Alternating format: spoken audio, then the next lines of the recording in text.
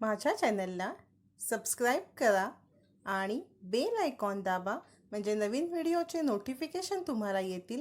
Video आवडला तर like करा। तसे इतर कोणतेही व्हिडिओ सर्च करण्यासाठी 7th स्टँडर्डचे यूट्यूबवर गेल्यावरती तुम्ही इथे Sonali's kitchen and classroom type करा आणि सर्च केल्यावरती तुम्हाला माझा चॅनल येईल, तो ओपन करा। चॅनल ओपन झाल्यावरती तुम्ही व्हिडिओ बघू शकता कोणते तुम्हाला हवेत ते, किंवा प्लेलिस्टमध्ये जाऊन 7th स्टँडर्डचं बघा, इथे 7th स्टँडर्ड सायन्सची प्लेलिस्ट ओपन केली की तुम्हाला सायन्सचे सगळे व्हिडिओ पाहता येतील। नक्की पहा। हॅलो स्टुडंट, ह्या व्हिडिओमध्ये आपण 7th स्टँडर्डच्या 5th लेसनचा सेकंड पार्ट बघणार आहोत। फर्स्ट पार्टचा व्हिडिओ आहे, तुम्हाला तो पाहण्यासाठी तुम्ही डिस्क्रिप्शन बॉक्स चेक करा। डिस्क्रिप्शन बॉक्स इथे जे व्हिडिओच्या खाली नाव आहे 7th स्टँडर्ड सायन्स, तिथे एक त्रिकोण आहे, त्याच्यावर क्लिक केल्यावरती तो बॉक्स ओपन होईल आणि खाली तुम्हाला सायन्सची एक लिंक आहे, एक मॅथ्सची लिंक आहे। आत्तापर्यंत सायन्स किंवा मॅथ्सचे जेवढे व्हिडिओ झालेत ते त्या लिंकवरती क्लिक केल्यावर तुम्हाला पाहता येतील। नक्की पहा। बघा, या व्हिडिओमध्ये आपण बघणार आहोत सिम्बायोटिक न्यूट्रिशन, म्हणजे मराठीमध्ये ह्याला म्हणतात सहजीवी पोषण। बघा, इन सम केसेस टू और मोर or than two different types of more than two different types of plant live together to fulfill their needs of nutrition, protection, support, etc. with each other help. This type of nutrition is called symbiotic nutrition. म्हणजे बघा, काही ह्याच्यामध्ये दोन किंवा अधिक सजीव हे एकत्र राहतात। कशासाठी एकत्र राहतात तर पोषण, संरक्षण आणि आधार याच्यासाठी ते एकत्र राहतात आणि ह्याच पद्धतीला म्हणायचं सिम्बायोटिक न्यूट्रिशन। बघा, some fungi grow around the roots of some other plant. These plant supply nutrients to the fungi and its turn fungi supply minerals and water to the plant. Some fungi and algae live together. The fungi provides water, minerals as well as shelter to algae. In return of algae provides food to fungi. बघा, काही वनस्पतींच्या झाडांच्या मुळाखाली बुरशी वाढते। झाड काय करतं, बुरशीला food supply करतं, त्या बदल्यात बुरशी काय करते, झाडाला क्षार आणि पाणी पुरवते। तसंच काही शैवाल, अल्गी म्हणजे शैवाल आणि फंगी म्हणजे बुरशी, अल्गी आणि फंगी हे एकत्र असतात। कशासाठी तर फंगी काय करते, अल्गीला शेल्टर पाणी देते आणि क्षार पण देते, त्याच्या बदल्यात अल्गी काय करते तर फूड पोचवते, फंगीसाठी फूड पोचवते। आणि लिंच is an example of symbiosis between algae and fungi, म्हणजे लिंच म्हणजे दगडफूल। तुम्हाला माहिती आहे का, दगडफूल हे ह्या प्रकाराचं उदाहरण आहे। सिम्बायोसिस न्यूट्रिशनचं उदाहरण आहे दगडफूल। पुढे बघूया आपण काय आहे। बघा, हेट्रोट्रॉपिक प्लांट आपण गेल्या ह्याच्यामध्ये बघितलं होतं, ऑटोट्रॉपिक प्लांट गेल्या व्हिडिओमध्ये, आणि ह्याच्यात सेकंड पार्टमध्ये आपण हेट्रोट्रॉपिक प्लांट बघतोय। Heterotrophic plant do not contain chlorophyll.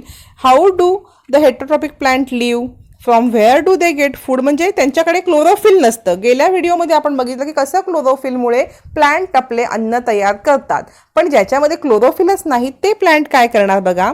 Have you seen a yellow wire like leafless climber plant grown on a big tree.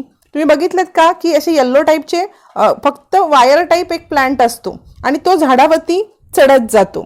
The plant that grow on the body of other plants to obtain food are called as parasitic plant, for example loranthus and cuscuta. म्हणजे बघा, जे वनस्पती स्वतःचं अन्न स्वतः तयार करू शकत नाहीत ते दुसऱ्या ह्याच्यावरती जगतात, त्याला परजीवी म्हणतात। आणि उदाहरण दिले तुम्हाला, लोरॅन्थस म्हणजे बांडगुळ आणि कस्कुटा म्हणजे अमरवेल, जी येल्लो मी तुम्हाला बोलले ना ती अमरवेल, ती स्वतःचं अन्न स्वतः तयार करू शकत नाही म्हणून ती इतर झाडांवरती चढते आणि त्यांनी जे अन्न स्टोअर केलेलं आहे ते ती स्वतः घेते. Due the absence of chlorophyll the Cuscuta is completely depend upon the host plant, hence it is said to be completely parasitic plant. म्हणजे क्लोरोफिल नसल्यामुळे कस्कुटा ही काय करते, कम्प्लिटली डिपेंड असते ज्या प्लांटवरती असते ती, आणि ह्यालाच म्हणायचं पूर्णपणे परजीवी ॲनिमल, म्हणजे completely parasitic plant. You must have also notice Loranthus that grow on the tree. बांडगुळ बघितलेत का तुम्ही कधीतरी? हे बघा इथे तुम्हाला दाखवलेलं आहे. हे छोटे छोटे हे असतात बांडगुळ्यासारखे असे गोल, ते झाडावरती उगतात आणि झाडावरील पोषण द्रव्य हे स्वतः घेतात. बघूया आपण. हे बघा इथे लोरॅन्थस तुम्हाला दाखवलेलं आहे. हे बघा झाडावरती उगवलेले बांडगुळ हे तुम्हाला ब्राऊन कलरचं दिसतंय ते. पुढे बघूया आपण इन्सेक्टिव्होरस प्लांट. पुढे आपण बघणार आहोत इन्सेक्टिव्होरस प्लांट म्हणजे कीटकभक्षी वनस्पती. वी हॅव सीन, लास्ट आपण याच्यामध्ये बघितलेल्या लेसनमध्ये एकदा फर्स्ट की सेकंडमध्ये, we have seen how some plant feed upon insects to obtain nutrients. These insectivorous plants generally grow in soil or water deficiency in nitrogen compound. The plant body of Drosera has a flower-like appearance. It grows close to the ground. Its leaves are attractive pink and red in color with hair at the margin. बघा म्हणजे ज्या जमिनीमध्ये नायट्रोजनची कमतरता असते अशा जमिनीमध्ये जे प्लांट्स हे प्लांट्स अशा जमिनीमध्ये उगवतात, त्यांना नायट्रोजनची कमतरता भासते. मग ती कमतरता त्यांना कुठून पूर्ण करतात? तर इन्सेक्टमधून. इन्सेक्ट खाऊन ते ती कमतरता पूर्ण करतात. बघा त्याचं खूप अट्रॅक्टिव्ह फूल आहे, तुम्हाला पिक्चर इथे दाखवलेलं आहे. आणि काय होतं, खूप अट्रॅक्टिव्ह हे फूल असतं आणि इन्सेक्ट त्याच्याकडे लगेच अट्रॅक्ट होतात आणि त्याच्यावरती ते बसलात की ते पूर्ण फूल हे क्लोज होतं आणि तोपर्यंत ते फूल उघडत नाही जोपर्यंत तो प्राणी किंवा इन्सेक्ट त्याच्यामध्ये गेलेला आहे त्याचं पूर्ण विघटन होऊन त्याच्यातले जे पोषण द्रव्य असतात ती त्या झाडामध्ये येत नाहीत. त्याला पूर्णपणे त्याची पोषण द्रव्य ह्या फुलामार्फत झाडाकडे खेचून घेतले जातात. पहा असं हे अट्रॅक्टिव्ह फूल असतं की जेणेकरून इन्सेक्ट त्याच्याकडे अट्रॅक्ट होतात. बघा द सायंटिस्ट जोहान्स बर्मन, त्याचं नाव आहे जोहान्स बर्मन, म्हणून याचं नाव ड्रॉसरा बर्मनी म्हणून ठेवलेलं आहे. बघूया. The scientist Johan Burman identify this plant in Sri Lanka in 1737. 1737 मध्ये श्रीलंकेतील जोहान्स बर्मन या सायंटिस्टने याचा शोध लागलेला आहे, म्हणून ह्याचं नाव बर्मानी असं ठेवलेलं आहे, ड्रॉसरा बर्मानी. पुढे बघूया आपण. नेक्स्ट आहे कॅटेगरी बघा सॅप्रोफायटिक प्लांट, म्हणजे मराठीमध्ये ह्याला मृतोपजीवी वनस्पती म्हणतात. Plant which obtain the food from dead or decaying bodies of other organism is called saprophytic plant. मेलेल्या अवशेषांवरती, मेलेल्या सजीवावरती किंवा कुजलेल्या अवशेषावरती जे पोसले जातात त्यांना सॅप्रोफायटिक म्हणजेच मृतोपजीवी वनस्पती म्हणतात. Various type of fungi like mushroom, yeast are saprophytic. बऱ्याच प्रकारच्या फंगी, मशरूम आणि ईस्ट हे मृतोपजीवी आहेत. Fungi secrete digestive enzymes on the dead remains to digest or break down the carbon dioxide from they contain. The resulting solution is absorbed to obtain nutrients. म्हणजे बघा मृत अवशेषांवरती ते लोक हे सजीव पाचक रस सोडतात आणि त्यातले कार्बन पदार्थांचे विघटन होऊन त्याच्यापासून जे तयार होतं न्यूट्रिएंट्स ते हे परत ॲब्झॉर्ब करून स्वतःमध्ये घेतात. अशा प्रकारे हे मृत वनस्पती किंवा मृत सजीवांच्या शरीरामधून न्यूट्रिएंट्स खेचून घेतात. पुढे बघूया. इथे तुम्हाला role of nutrients and effect on their deficiency of plant. बघा न्यूट्रिएंट्स आहे नायट्रोजन, त्याचा काय उपयोग आहे आणि डेफिशियन्सी म्हणजे कमतरता जर त्याची पडली तर काय होऊ शकतं हे दिलेलं आहे. बघूया आपण. पहिलं आहे nitrogen. Important components of proteins, chlorophyll and cytoplasm. म्हणजे नायट्रोजन हे हरितद्रव्य तसेच पेशीद्रव्य यांच्या वाढीसाठी महत्त्वाचं आहे. जर ते कमी पडलं डिफिशियन्सी तर काय होतं बघा डिफिशियन्सी आहे रिटार्डेड ऑर स्टंट ग्रोथ म्हणजे वाढ खुंटते. येल्लोविंग ऑफ लीफ, पानं येल्लो होतात. दुसरं आहे फॉस्फरस. फॉस्फरसचं काय आहे बघा function, conversion of light energy into chemical energy. ऊर्जेचे रूपांतर, प्रकाश ऊर्जेचे रूपांतर हे केमिकल ऊर्जेमध्ये केलं जातं. आणि डिफिशियन्सी असेल तर early leaf fall, late flowering आणि स्लो ग्रोथ ऑफ फ्रूट, म्हणजे अकाली पानं पडतात, उशिरा फुलं येतात आणि मुळांची वाढ खुंटते. नेक्स्ट आहे पोटॅशियम. फंक्शन आहे नेसेसरी ऑफ मेटाबॉलिक ॲक्टिव्हिटी, म्हणजे पचनासाठी याची गरज असते. आणि डिफिशियन्सी आहे weak stem, failure to produce carbohydrates, म्हणजे त्याची खोड बारीक होतं आणि पिष्टमय पदार्थ तयार करू शकत नाहीत. नेक्स्ट आहे मॅग्नेशियम. प्रोडक्शन ऑफ क्लोरोफिल, हरितद्रव्य निर्माण करतं मॅग्नेशियम. नसेल तर काय होतं, किंवा डिफिशियन्सी कमी असेल तर काय होतं, स्लो ग्रोथ आणि येल्लोविंग ऑफ लीफ, ग्रोथ स्लो होते, पानं येल्लो होतात. आयर्न आहे, परत तेच प्रोड्युसिंग ऑफ क्लोरोफिल तयार करतात. डिफिशियन्सी येल्लोविंग ऑफ लीफ काळी होतात जर आयर्न कमी पडलं तर. नंतर प्लांटला आयर्न कमी पडलं तर पानं येल्लो होतात. नंतर आहे मॅग्नीज आहे. नंतर manganese, production of main plant hormones, म्हणजे प्रमुख जे घटक निर्माण, संप्रेरक मराठीमध्ये त्याला म्हणतात, घटक निर्माण करणे. आणि ते जर नसेल तर काय होतं, तर स्पॉटेड लीव, पानांवरती डाग पडतात, वाढ खुंटते त्यांची. नंतर आहे zinc, production of hormones and their intermediates. आणि रिटार्डेड ग्रोथ आणि येल्लो ऑफ लीव, म्हणजे काय, त्याचं कार्य काय आहे, तर संप्रेरक आणि त्यातील घटक निर्माण करणे. आणि नसेल तर वाढ खुंटते, त्याची डिफिशियन्सीमुळे वाढ खुंटते आणि त्याची पानं येल्लो होतात. हे झालं प्लॅन्टमध्ये. पुढे आहे न्यूट्रिशन इन ॲनिमल. बघा, न्यूट्रिशन, स्टेप्स ऑफ न्यूट्रिशन दिलेत. Nutrition necessary for various activity of the body and are obtained from food. They are supplied to the various part of body through blood, म्हणजे शरीराच्या सगळ्या क्रिया व्यवस्थित होण्यासाठी घटक आपल्याला अन्नातून मिळतात आणि रक्ताद्वारे हे घटक शरीराच्या वेगवेगळ्या भागात पोचवले जातात.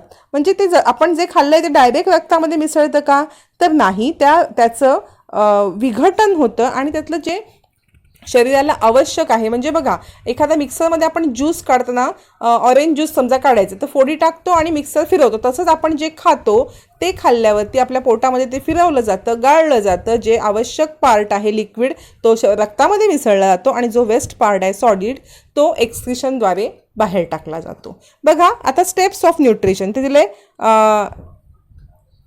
फर्स्ट आहे इंगेशन, डायजेशन, ॲब्झॉर्प्शन, असिमिलेशन आणि इगेशन. फर्स्ट बघूया आपण. Food is taken in the body, म्हणजे शरीरात अन्न घेतलं जातं. डायजेशन म्हणजे काय, conversion of food in simple soluble form. त्याचं सिम्पल डायजेशन म्हणजे मी सांगितलं तुम्हाला, सिम्पल सोल्युबल फॉर्ममध्ये कन्वर्ट केलं जातं लिक्विड हे. पुढे बघूया. Absorption, transfer the soluble food to the blood. जे डायजेशनमध्ये जो सोल्युबल पार्ट तयार होतो तो ॲब्झॉर्प्शनमध्ये ब्लडमध्ये मिक्स केला जातो. ॲसिमिलेशनमध्ये काय केलं जातं, तर जो utilization of absorb food by cell and tissue for energy production, growth and repair, म्हणजे त्याचं ऊर्जा निर्मिती केली जाते. आणि इगेशनमध्ये remove the waste product or undigestive food from body, म्हणजे जे वेस्ट पार्ट आहे तो बाहेर टाकला जातो. पुढे आपण इथे बघतोय types of nutrition in animal. बघा, जसं प्लॅन्ट बघितलं तसं ॲनिमल. बघा, होलोझोईक न्यूट्रिशन. फर्स्ट आहे होलोझोईक न्यूट्रिशन, म्हणजे मराठीमध्ये याला म्हणायचं समभक्षी पोषण. Amoeba does not have organ like hands, mouth. It is a unicellular animal. It can take in food through any part of the surface of its unicellular body. म्हणजे amoeba बघा कसं अन्न घेतो, तर हे बघा इथे पिक्चर मार्फत तुम्हाला दाखवलेलं आहे. हा आहे अमिबा आणि हा फूड पार्टिकल साईडला, हे फूड पार्टिकल्स आहे. अमिबा साईडला, ह्याला हात नाही, पाय नाही, काही नाही. याचा न्यूक्लियस आणि एक पेशी अॅनिमल, एकच ही त्याची सेल आहे, डोळ्यांनी दिसत नाही. तो काय करतो बघा, त्या अन्नाकडे कसा गेलेला आहे पुढे, त्या पेशीनेच ह्याला सुडोपोडिया म्हणतात. हे जे दोन त्यांनी तयार केलेत ना, ह्याला म्हणायचं सुडोपोडिया. याच्या मार्फत तो अन्नापर्यंत गेला. अन्न जवळजवळ तोंडासारखा आकार करून तोंडात घेतलेला आहे. पुढे बघा, तो भाग बंद केलेला आहे. फूड पार्टिकल्स हा त्याने आत घेतलेला आहे आणि मग काय केलेलं आहे, तो बंद झाल्यामुळे फूड पार्टिकल्स त्याच्या शरीरामध्ये एंटर झालेला आहे. ह्याला म्हणायचं होलोझोविक न्यूट्रिशन, समभक्षी पोषण. अशा प्रकारे त्यांनी काय केलेला आहे, तो शरीरामध्ये घेतलेला आहे. Insect have mouth part for digestion of food. For example, insect like cockroach. हे आपण अमिबाचं बघितलं, युनिसेल्युलरचं. आता पुढे आपण इन्सेक्टचं बघतोय. Cockroach, grasshopper, which nibble have jaw like mouth part. Butterfly suck food with a tube like. Mosquito and bedbugs use a needle like mouth part of and tube like mouth part of suck blood or other fluid. म्हणजे बघा, आपण हे अमिबाचं बघितलं, तसंच कसं नाकतोडा, झुरळ हे काय करतात, त्यांच्या तोंडामध्ये असा एक जबड्यासारखा अवयव असतो. तसंच फुलपाखरू काय करतो, त्याला सोंड असते नळीसारखी, ती फुलात टोचतो आणि रस काढून घेतो. डास, ढेकूण हे सुद्धा काय करतात, त्यांना सुईसारखी एक हे असते, सुई बघा, डास टोचतो, आपला चावतो म्हणजे तो काय करतो, त्याचा तो सोंड असते ती आपल्या शरीरात टोचतो आणि रक्त आपलं ओढून घेतो. तसेच ढेकूण पण हेच करतात, नळीसारखा हे वापर करून ते रस ग्रहण करतात. पुढे आहे बघा, how will you classify the following animals according to their food type. ह्या खालच्या प्राण्यांना त्याच्या फूड टाईपनुसार हे तुम्हाला क्लासिफाय करायचं आहे. आपण काय खातो, कोण कोण काय काय खातं आणि कसं खातं, ह्याच्यानुसार आपण त्याला त्याच्या फूड हॅबिटवरून डिफरन्शिएट करायचं आहे. कोण शाकाहारी आहे, कोण मांसाहारी आहे, हे डिफरन्शिएशन करायचं आहे. पुढे आहे, according to type of food animal can be classified as. पहा, फर्स्ट आहे herbivorous. Herbivorous use plant directly as food. म्हणजे शाकाहारी प्राणी, ते काय खातात, तर गवत, बिया किंवा वनस्पती खातात. नेक्स्ट आहे carnivorous. Carnivorous animal that depends on other animal for their food. म्हणजे प्राणी हे अन्नासाठी दुसऱ्या प्राण्यांना खातात, मांसाहारी प्राणी, त्याला म्हणायचं कार्निवोरस. नंतर आहे ओमनिवोरस. म्हणजे काय, तर मिश्र. Animal that obtain from food from both plant and animal are called omnivorous. दोन्ही खातात, गवत पण खातात आणि दुसऱ्या प्राण्यांना पण खातात, त्यांना म्हणायचं omnivorous. Some of organism around us perform the functions of cleaning and conserving the environment by the very act of feeding themselves. They are called scavengers and decomposers. आपण आता बघा, आपल्या भोवती आढळणारे काही प्राणी हे अन्न तर खातात, पण सोबत पर्यावरणाची सुद्धा स्वच्छता करतात, त्यांनाच म्हणायचं स्कॅव्हेंजर्स किंवा डिकम्पोजर्स. म्हणजे बाबा, आपण त्या स्कॅव्हेंजर्स एक्सप्लेन केलेलं आहे. Obtain their food from dead bodies. Dead bodies खातात, ते मेलेले प्राणी खातात. वल्चर, गिधाड, क्रो आणि हैना असे 3 उदाहरणं दिले. तरस, गिधाड आणि कावळे हे मेलेले प्राणीसुद्धा खातात, त्याच्यासोबत त्यांचं अन्नग्रहण पण होतं, पण पर्यावरणसुद्धा स्वच्छ होतं, त्याला म्हणायचं स्कॅव्हेंजर्स. नेक्स्ट आहे decomposers. Are some microbes which obtain their food by decomposing the dead body of organism or other material. Decomposers कोणाला म्हणायचं, की हे सूक्ष्मजीव मृत शरीराचे काही अवशेष तसेच काही पदार्थ कुजवून त्याच्यापासून अन्न मिळवतात आणि नैसर्गिक पदार्थांच्या कुजवण्याच्या प्रक्रियेतून सूक्ष्मजीवांचे ह्या पोषण होते, यालाच म्हणायचं डिकम्पोजर. नेक्स्ट बघूया. पहा, आत्तापर्यंत आपण होलोझोविक न्यूट्रिशन बघितलं. आता आपण saprozoic nutrition. Some insect, unicellular animal etcetera obtain the nutrients by absorbing the liquid organic material from dead bodies and other animal or from the environment. This saprozoic nutrition example housefly, ant and spider. म्हणजे बघा, मृतोपजीवी पोषण ह्याला म्हणतात. काही कीटक हे एकपेशीय सूक्ष्मजीव किंवा एकपेशीय सूक्ष्मजीव हे मृत शरीरातील किंवा आजूबाजूच्या वातावरणातील द्रवरूपी पदार्थ शोषून घेतात, त्यालाच म्हणायचं सॅप्रोझोविक न्यूट्रिशन. एक्झाम्पल बघा, मुंग्या, घरमाशा, कोळी हे काय करतात, शोषण करून घेतात आणि मेलेल्या प्राण्याच्या ह्याच्यातून स्वतःचं अन्न शोषण करून घेतात, ह्याला म्हणायचं सॅप्रोझोविक न्यूट्रिशन. नेक्स्ट आहे पॅरासायटिक न्यूट्रिशन. त्याच्यामध्ये बघा, have you seen small animal on the bodies of animal like dog, butterfly. म्हणजे तुम्ही बघा, म्हशीच्या अंगावरती छोटे छोटे गोचिड म्हणतो आपण त्यांना. ते का म्हशीच्या अंगावरती का असतात बघा, ते कशासाठी असतात, तर ते त्या म्हशीच्या शरीरामधून त्यांना आवश्यक जे न्यूट्रिएंट पोषण आहेत ते ओढून घेतात. पुढे आहे from where do you these little animal obtain their food. ते कुठून अन्न मिळतं तर ते ज्या प्राण्याच्या कुत्र्याच्या अंगावरती पण असतात त्याच्या प्राण्यातून ते अन्न शोषून घेतात. From where do the worms in the intestine obtain their food म्हणजे पोटामधले जे जंत असतात त्यांना अन्न कुठून मिळतं. बघा आता some animal depends upon other animal for food. They can obtain the food only from animal or whom they are depend are called parasitic nutrition. म्हणजे हे जे मगाशी आपण 3 बघितले प्रकार तर हे दुसऱ्यासाठी अन्नावरती अवलंबून असतात आणि ज्याच्या शरीरावरती हे असतात त्याच्या शरीरामधले न्यूट्रिएंट हे ओढून घेऊन त्याच्या शरीरावरती रक्त शोषून घेऊन हे स्वतःचं न्यूट्रिशन करतात. Some animal live on the body surface of other animals and obtain their food. बघा food from only animal on whom they are depend called parasitic nutrition. म्हणजे काही हे सजीव हे दुसऱ्याच्या शरीरावरतीच जगतात आणि दुसऱ्याच्या शरीरावरतीच त्यांच्यातले अन्न प्राप्त करतात त्यांना म्हणायचं पॅरासायटिक न्यूट्रिशन. त्यांच्या या पद्धतीला म्हणायचं पॅरासायटिक न्यूट्रिशन. पुढे बघा some animal live on body surface of animal and obtain their food by sucking their blood.